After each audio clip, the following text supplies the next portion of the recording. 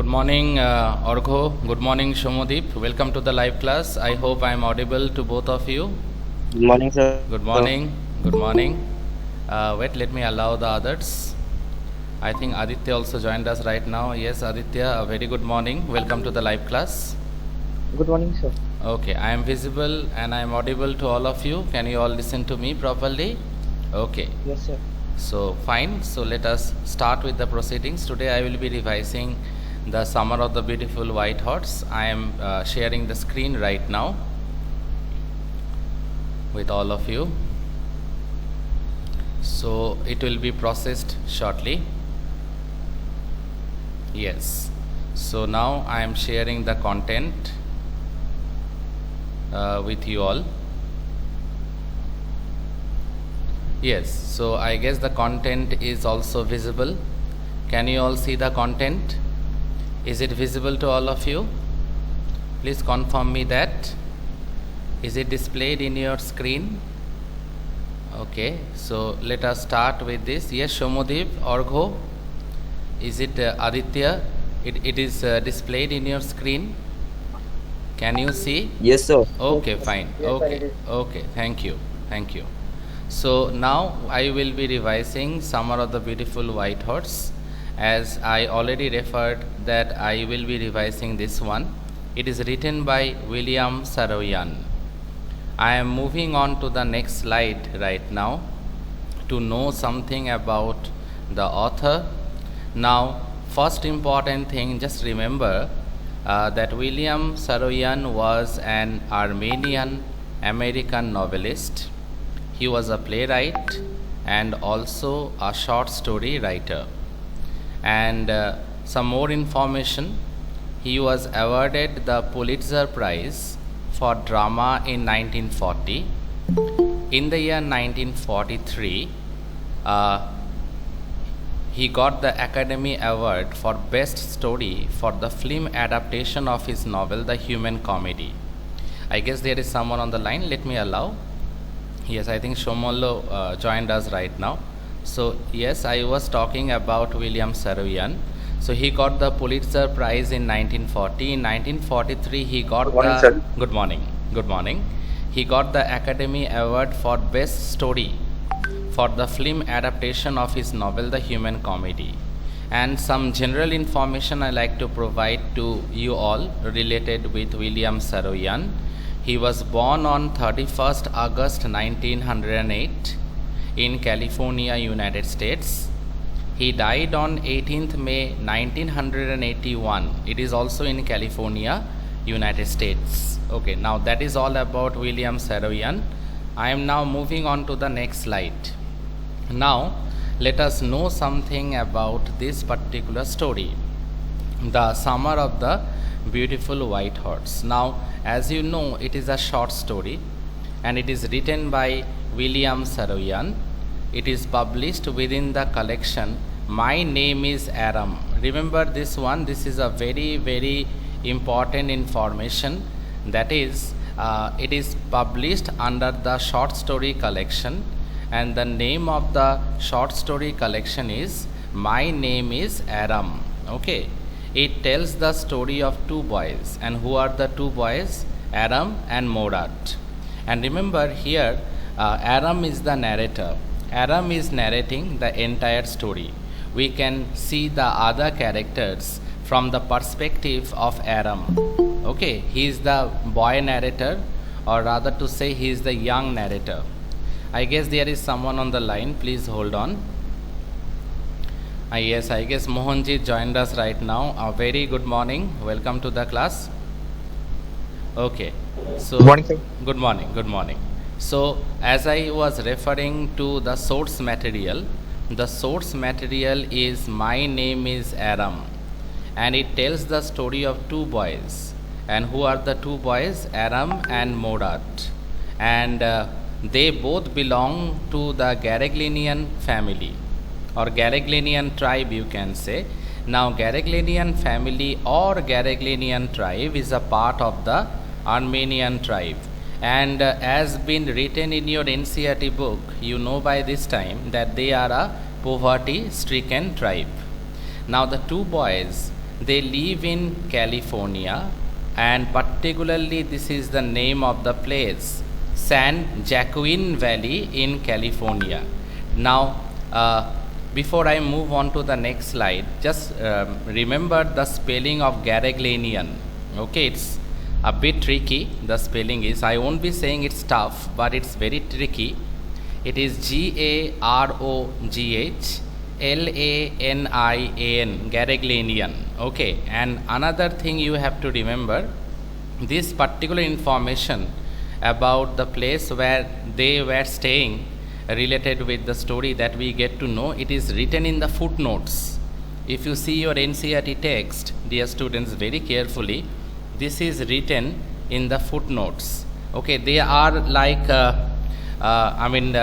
they are tribal people, and they are like the nomads. Okay, they used to move from one place to another, considering the weather. Okay, then obviously the production of crops is favorable, so they go on moving from one place to another like the vagabonds. Okay, like the nomads. So presently when the story starts, they are living around this particular valley in California, that is the San Joaquin Valley. It is written in your footnote, Joaquin, Joaquin Valley, San Joaquin Valley in California. Remember this one, it's a very important for your MCQ type questions. Okay, now I am moving on. Before I get into the discussion part, there are some vocabulary that you have to note down. Okay, some meanings are there that you should know about, that will actually clear up your concept regarding this particular lesson or regarding this particular chapter. First one is pious. The meaning of pious is having or showing or expressing reverence for a deity. Deity means it can be a god, it can be an important person. Capricious. Now these two meanings are very important, capricious and vagrant. Capricious means inconsistent change of mood, and most of the tribal people that belong to the Garaglanian tribe, according to Adam, they are capricious. Okay, that means they have mood swings. Okay, they have tantrums, we can say. They have inconsistent change of mood. Vagrant actually is related with the characteristic of their tribe, because they don't settle in a particular place for a long time. Okay, they are like the nomads, they are like the tramps, they move from one place to another. So vagrant actually means a wanderer with no established residence or means of support. Remember one thing, that they are like wanderers, they don't have any fixed habitation, and regarding food and other necessities, they had to struggle a lot. They don't have a fixed resources of all those things also. I guess there is someone on the line, let me allow. Yes, I think Shayondeep joined us right now. A very good morning, Shayondeep, welcome to the class. Okay, so now I am moving on. Good morning, sir. Good morning, good morning. So I am moving on right now. So vagrant actually means a wanderer with no established residence. That means there is no established locality where they stay. They don't have a home of their own. They move from one place to another, depends on favorable weather or climate, depends on favorable crop production. Okay, they don't have a proper fixed resource related with their support system. They don't have any particular support system also or resources available. Okay, so they move from one place to another, searching for favorable place where there is a proper crop production. They search for a favorable place where they can establish a bit of a locality. Then again they move from one place to another. Okay, they are like the wanderer. Okay, I guess there is someone on the line. Yes, I guess Bishwajit joined us right now. Good morning, Bishwajit, welcome to the class. Okay, so let us move on. Now the next important word is stillness. Actually it's a very poetical term. It means tranquility, or you can say in other words tranquil silence. These meanings are important because when you will be reading the chapter, already it has been done earlier, it will be very helpful for you if you know the vocabulary, if you know the word meanings. Vineyard, it means plantation of grapevines used in wine making. Remember that one. Orchards, a piece of land of the plantation of fruits, that is known as orchards. Irrigation ditches, we find mention of irrigation ditches when Aram and Morar they are having that horse ride. Okay, now irrigation ditches are actually man-made channel used to deliver water to homes, industries and other uses. Now trot, it means to proceed with something. Okay, I guess there is someone about to join. Yes, so let us move on. I think Shorodip joined us right now. Good morning, sir. Good morning. Good morning. Sir. Yes. Sir, I have a doubt, sir. Yes. Sir, means you have in the syllabus portion you have given that report writing, not speech writing will be there, but it is of means how can I give it in MCQ type? That one, don't worry. I think that one will manage it somehow. You don't have to worry. The syllabus is obviously that. Okay. So MCQ portions, the MCQ questions definitely will be given. We are working on it. Okay. So nothing to worry. Okay. All the questions will be MCQ. So you don't have to worry right now. Everything will be MCQ. From English, everything will be MCQ. I guess in other chapters also, from other subjects also will be in MCQ. I guess you know that. Okay. So, yes, sir. Okay. So the next one now is descendant. Now descendant means a system that develops from an earlier simple version. That is the meaning of the term descendant. So now some more vocabularies. Streak. Streak means race. Wazir, actually this was the name given to the horse. Okay. Fury means anger. Reared means raised. Snorted means breathed out. Alfalfa is a flowering plant. Okay. Parlor. Parlor is actually a sitting place in a house. Surrey actually is a place in southeast England, but here it is related with the wagon. Okay, the wagon of the farmer whose horse was actually been taken or stolen by Morat. Okay, I guess you know about it. So remember, these are some of the important vocabularies. Now I am coming to the explanation part. Okay, I guess the this slide is visible to all of you. Can you see the explanation part? Is it visible? Yes, I guess it is displayed in your screen, I guess. Yes. So let us move on with this. Remember one thing, the two boys, particularly Aram and Morat, and obviously the white horse. So basically the story centers around the white horse. Okay. That is the reason the title of the story is very appropriate, The Summer of the Beautiful White Horse. And basically it is related with the exploits of the two boys, Aram and Morat. They were cousins. Aram was 9 years old, Morat was 13. Okay, both of them were fond of horse riding. They belong to the Garaglanian tribe of Armenians. Now this is very important. Which tribe they belong to? They belong to the Garaglanian tribe. But remember, John Byro, whose horse Morat had stolen, he belonged to the Assyrian tribe. Okay, that is also a part of the Garaglanian tribe.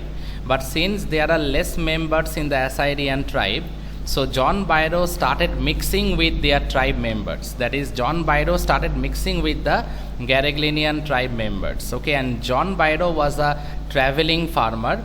We can say he was a traveling farmer as well as a traveling businessman also. Okay, so this is a very important point. I am repeating that both of them are fond of horse riding. They belong to the Garaglanian tribe of Armenians, and whenever, dear students, we talk about the Garaglanian tribe, what comes to our mind? Obviously, Garaglanian tribe are rich in terms of honesty, in terms of truthfulness. Okay, but they are basically, from the practical point of view, they are a poverty stricken tribe. I guess you all know about this by this time, right? They are rich in terms of truthfulness and honesty, and it is written in your NCERT text that for the past 11 centuries they were honest and truthful. Okay, now let us move on let us move on to the next point. The narrator heard a tap on the window of his room. Actually, the story starts in this way only, that at the wee hours of the morning or at the early hours of the morning, the narrator heard a tap on the window of his room. When he looked out, what he saw?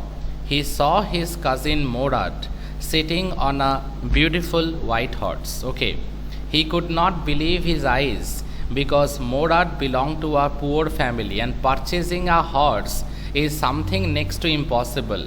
Riding a horse is something that Aram can't think in his wildest dream also. But Morad was actually riding a horse. Okay, he could not believe his eyes. Initially he thought that it was a dream, but later Aram realized that it was not a dream, it was a reality. See, he could not afford to buy such a lovely horse. Surely he had stolen it. So ultimately Aram came to the conclusion that it is not possible for any member of the Garaglinian tribe to purchase a horse, because purchasing a horse is something next to luxury. Now it's a challenge for them to make both ends meet. Okay, now for any member of the Garaglinian family to steal a horse is next to impossible. So ultimately Aram realized it very well. It has taken a bit of time for him, but he realized it at the end that his cousin brother, his elder cousin brother Morad, actually had stolen the horse. Clear? Because if the concept is very much clear, from whichever portion multiple choice questions will be given, you all will be able to do it. Okay, in the Google form I have given 10 MCQ questions related to this chapter. I will be giving out the link in the WhatsApp later in the course of the day, and I hope so you all will respond, and I do feel like you all will get the full marks. Okay, so now I am moving on to the next point. Garaglinian family had the reputation for honesty that has been maintained by its family members for hundreds of years. Dear students, I guess I referred to this. I told you regarding this. It is written in your NCERT text also that almost for 11 centuries their tribe has a reputation. Their tribe is famous for being truthful and honest. Remember, these are the two pillars, or rather to say in other words, dear students, these are the two hallmarks of their tribe. And what are the two hallmarks of their tribe? Truthfulness and honesty. These are the two hallmarks of their tribe. Okay, everyone trusted them. They were trusted by everyone.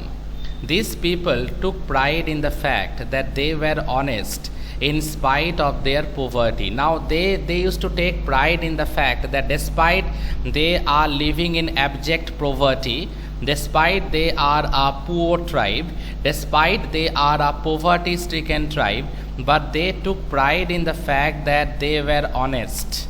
They were honest in spite of their poverty. Now let me move on. See, Aram could not think that his cousin, a member of the honest tribe, could ever steal, but actually Morad did that. Initially it was very hard for Aram to believe, okay, that his brother had stolen the horse, but ultimately it turned out to be true. Okay, he realized it was true that Aram actually had stolen the horse. Morad actually had stolen the horse.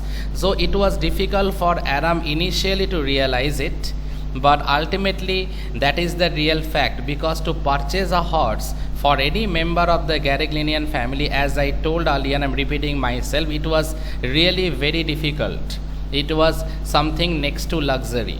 So obviously then the next option left, that means Morad had stolen the horse. But remember, Morad had a good nature. Morad was not eager to put the blame on Aram. He was very much eager to take the entire blame upon his own shoulders. Okay, but we may think that initially after reading the story, initial phase after reading the story, you might think that Morad is not a good boy. but Morad is a very kind-hearted boy, because you have remembered, if you have read the text very carefully, that he repaired the broken wings of a bird. Okay, that means Morad had a big heart, and he has a way with dogs, he had a way with farmers, and most importantly, he has a way with horses. Okay, and Aram desperately tried to defend his brother, because Aram knew it very well. Aram is very confident that neither he nor his brother will sell the horse in order to earn money. Neither he nor his brother will do that. They were simple horse lovers. They just wanted to ride horse. That's it, nothing more. Okay, so that is the reason Morad, maybe he had stolen the horse maybe a month ago, maybe 2 months ago, and he perfected the art of riding on a horse. And he remembered that his younger cousin by the name of Aram, the narrator of the story, he was also very much in love or related with riding horses. That is the reason one day early in the morning, in the wee hours of the morning, he came near the house of Aram to call him, so that secretly, before everyone wakes up in their tribe, secretly they can have a horse ride. Okay, so I feel like it is clear to all of you up to this. Now, see, Aram justifies the theft to himself, reasoning that perhaps it isn't actually stealing unless they try to sell the horse. That is the act of defense. Okay, that is the act of defense we find from the point of view of Aram. And he justifies the theft to himself, and he went on defending his brother by saying that it will be referred as stealing if we sell the horse and earn a bit of money. But the important thing is that neither me nor my brother will go on to do that, because we both are horse lovers. Okay, and indeed so they are genuine horse lovers. To be very honest with all of you, dear students, Aram and Morad, they are genuine horse lovers. Okay, any doubt up to this? Any sort of doubt? I guess there is someone on the line. Let me allow. Yes, I think Raghav joined us right now. Yes, Raghav, a very good morning. Welcome to the class. I guess. Good morning. Yes, good morning, good morning. So, okay, any doubt up to this, dear students? Any sort of doubts? Okay, fine. So, okay, I am moving on. Now, I am moving on to the 7th slide. Okay, now let us continue with the storyline. Unable to resist any longer, Aram hops on the horse behind Morad. And as you know, the two brothers, early in the morning, with the morning breeze, they had an enjoyable horse ride. I repeat, early in the morning, intensified by the soothing morning breeze, they had an unforgettable horse ride. It was fun. There was a bit of a pitfall in case of Aram. He had fallen down from the horse. But apart from that, it was a joyful ride. And it seems, as I told you earlier in my previous slide, that they were genuine horse lovers. Okay, see now, as they begin their ride, Aram reflects on his cousin's unconventional nature. Everyone says he inherited, and here I quote, the crazy streak of the tribe from their uncle Kostrov. Now, everyone in the tribe used to compare Morad with Uncle Kostrov, because Uncle Kostrov was the craziest person, but Morad was not at all related with Uncle Kostrov, because the father of Morad is Zorab.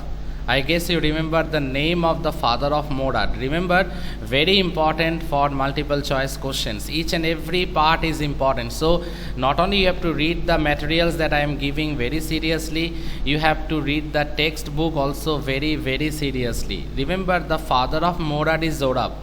And Zorab's character is totally opposite, totally different from that of Morad. Okay. And Uncle Kostrov is, he didn't had any sort of blood relationship with Morad. Okay. But yes, there are some similarities in the characters that were found in Morad along with Uncle Kostrov. Yes, any doubts? Any doubts? Any doubts, anyone? Okay, fine. Okay, fine. Anyone's microphone is on, kindly switch it off a bit. Okay. Echo is coming. Okay. Now see, the important thing is that Uncle Kostov is considered as a crazy person. We all know he has a patent dialogue. It's no harm, pay no attention to it, and it's very hilarious. His character is very funny character. But Morad is also considered to be crazy like Uncle Kostov, but maybe Uncle Kostov is not related or not have a blood relationship. But obviously, Uncle Kostov is the father of his spirit. That means, in terms of Morad's behavior, in terms of several antics of Morad, what Morad actually does, the body language of Morad, how Morad talks with the others. Okay, considering all these characteristic traits, it can be said that he and Uncle Kostov, they are very much similar. Okay, that is the reason we can say that Uncle Kostov may not be related to Morad in terms of blood relationship, but obviously Uncle Kostov is the father of his spirit. That means the nature, the characteristic traits of Morad has a similarity with that of Uncle Kostov. Okay, now, and again, another important thing I like to say that this story also is written in a flashback technique. Okay, non-linear pattern. Sometimes the narrator is narrating something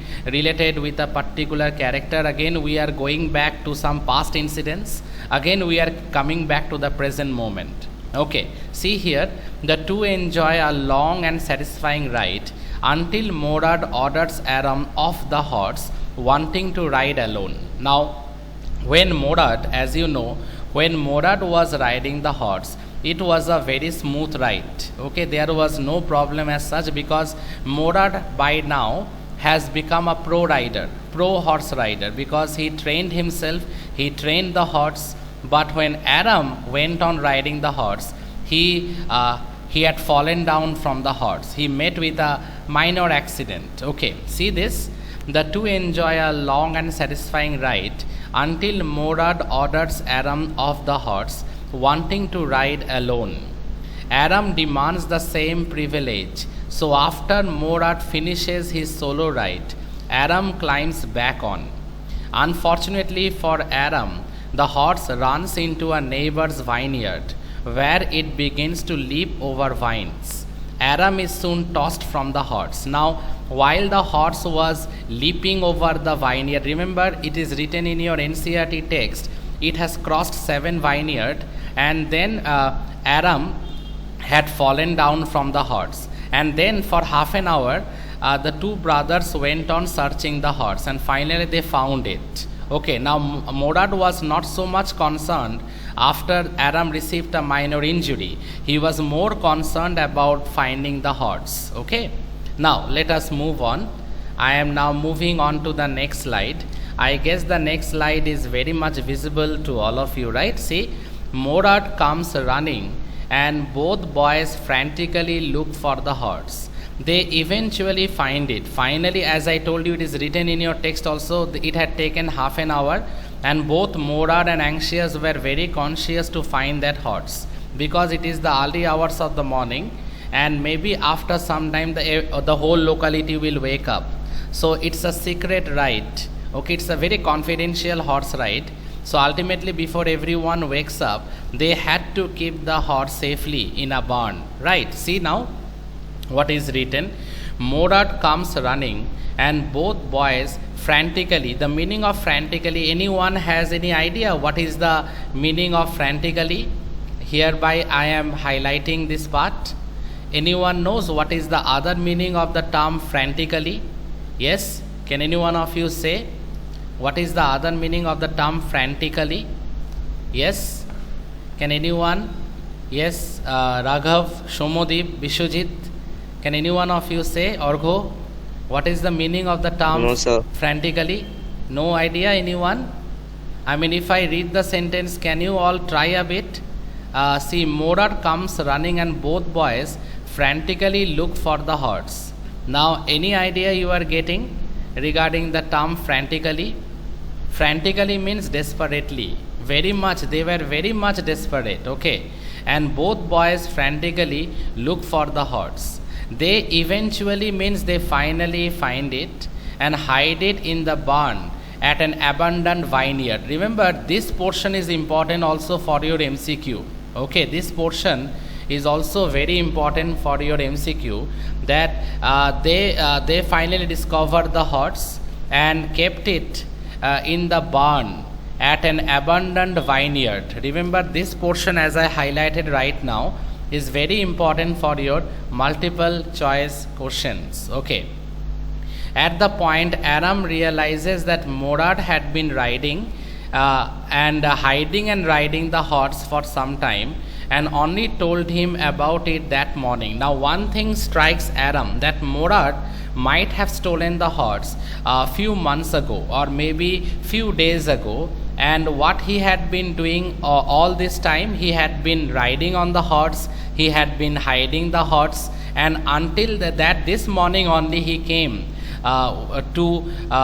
to his brother, so that his brother can also have a horse ride. But now it is very much clear to Aram, who actually was thinking about how exactly Morad got hold of this white horse. So finally he came to the conclusion that Morad might have stolen this horse for quite some time, and he had been riding and hiding the horse every morning until this morning he came near the house of Aram, so that his brother can also have a horse ride, because Morad knew at the back of his mind that Aram was also a horse lover. And remember, the two brothers were genuine horse lovers, and that is the reason Aram defended his brother by saying that whatever it takes, he knows his brother will never sell the horse. Otherwise, Morad would have sold the horse earlier only, and he could get some money out of it. But Aram knew it very well that Morad won't do that. Okay, and that is the reason. He went on defending his brother. But when you take something from someone without taking permission, obviously that act on your part can be referred as the act of stealing. I repeat, that act on your part is referred obviously as the act of stealing. And obviously Morad haven't taken the permission of John Byro. So obviously the intention of Morad is not bad intention. The intention of Morad is not to sell the horse and to earn money. Basically he wanted to have a right.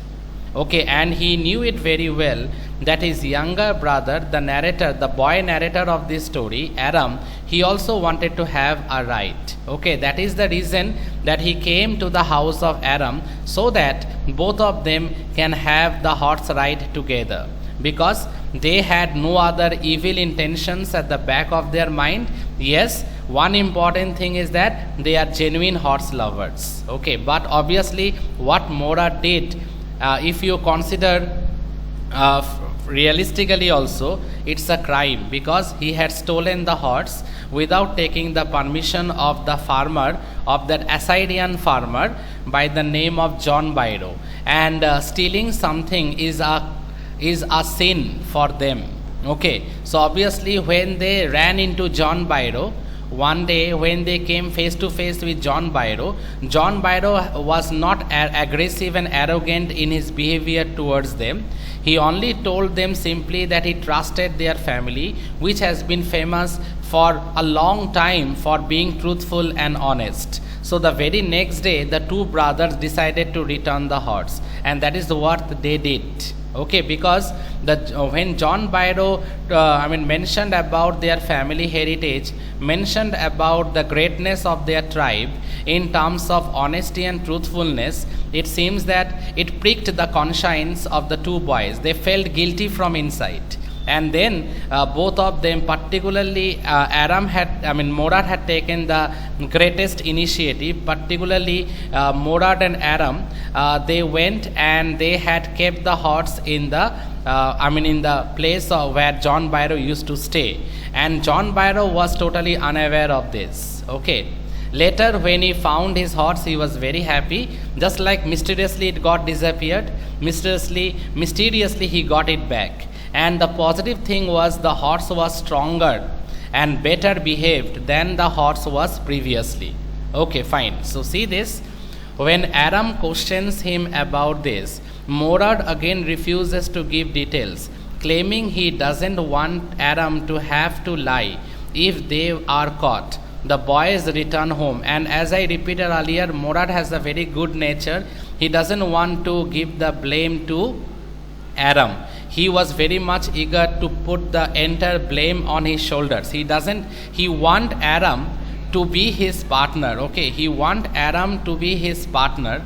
Okay, but the important thing is that he partnered in horse riding.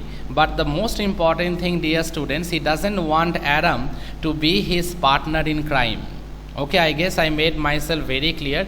He wanted Aram to be his partner in horse riding, but he doesn't want Aram to be a partner in crime. He wanted to take the blame upon his shoulders all by himself. He doesn't want Aram to get involved in this. This shows that though he was considered a bit crazy, but he was not irresponsible.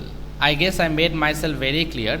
Though in the tribe he was considered to be a bit crazy, but dear students, he was not irresponsible at all. Okay. See, later in the day, a farmer by the name of John Byro visits Aram's house. Byro mentions that his horse was stolen a month ago. Okay, so we get to know when John Byro interacts with Aram's mother, John Byro lamented. And from John Byro we get to know that his horse was stolen a month ago and is still missing. So Aram overheard everything and realized it without much difficulty that the horse that they were enjoying the ride each and every morning, the real owner of the horse was the Assyrian farmer and the traveling businessman by the name of John Byro. Okay. Upon hearing this, Aram confronts Morad. He wants Morad to promise that the horse won't be returned until he can learn how to ride. To this, Morad complains that it will take a year for Aram to master riding a horse. The boys settle on returning the horse in 6 months and ride it every morning. So finally, they had a confidential conversation, because Aram initially told Morad that let me learn to ride the horse, then let us return it. But Morad in reply to that told Aram that if you want to ride the horse, it will take for you more than a year. So finally they decided that within 6 months they will return the horse. But when they ran into John Byro, they decided that to return the horse by the next morning only. Okay, as I told you earlier. So now I am moving on to the last slide. See, it is written, one day 2 weeks later, the boys were riding the horse back to the deserted vineyard and run into John Byro.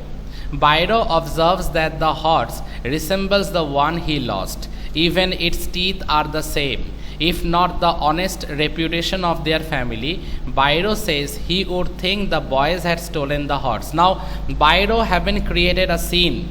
He was not arrogant, he was not aggressive in his behavior. He gently reminded, I repeat one more time, dear students, for your kind information. He gently reminded the two boys about their tribe's ancient tradition. And what was their tribe's ancient tradition? To be truthful and honest. He gently reminded the two boys of their tribes, why their tribe is so famous. Obviously, their tribe is famous for truthfulness and honesty. Now, this fact was gently reminded to the two boys by whom? By John Byro. And he only remarked that a suspicious man would believe his eyes instead of his heart. Very important, this particular dialogue for your MCQ. This particular, the dialogue of John Byro, a suspicious man would believe his eyes instead of his heart, is very important.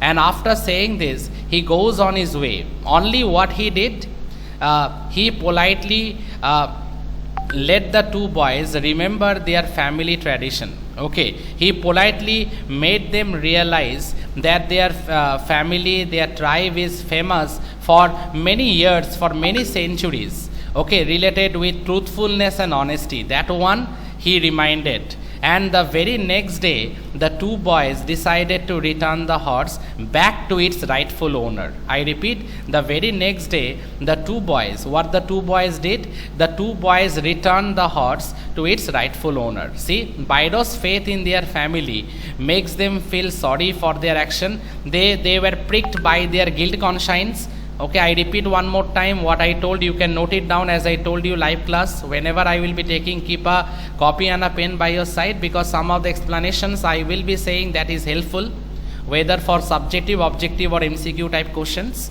Okay, so they felt very sorry. It pricked their conscience, and obviously without wasting any more time, the next day they returned the horse back to John Bairo, and Morad had mysteriously taken in a similar mysterious manner. It was returned back to John Bairo. John Bairo had no knowledge about it initially. Previously also, when the horse was taken from him, he had no knowledge. Later he realized. Again the horse, when it was returned back to him, at that moment also he had no information, no knowledge as such. Later, under mysterious circumstances, as far as he is concerned, he found his horse, and much to his surprise, the horse is now much more athletic and also much more better tempered. So see the last few lines before I end it. The two boys say goodbye to the horse and return it to Bairo early the next morning. That afternoon, Bairo brings the horse to Aram's house, claiming that it is stronger than ever and better tempered than before. Yes, as I told you, then John Bairo brought the horse. Okay, and now he looked like a very happy man, and the horse was better tempered than ever and stronger also than before. Okay, so that is it. Thank you everyone. Thank you for attending the live class, and thank you for a patient hearing. Tomorrow and day after tomorrow I will be doing a bit of grammar, and obviously maybe some revisional chapters also I will be discussing with you all. Okay, thank you everyone. Have a nice day everyone. Thank you. Thank you.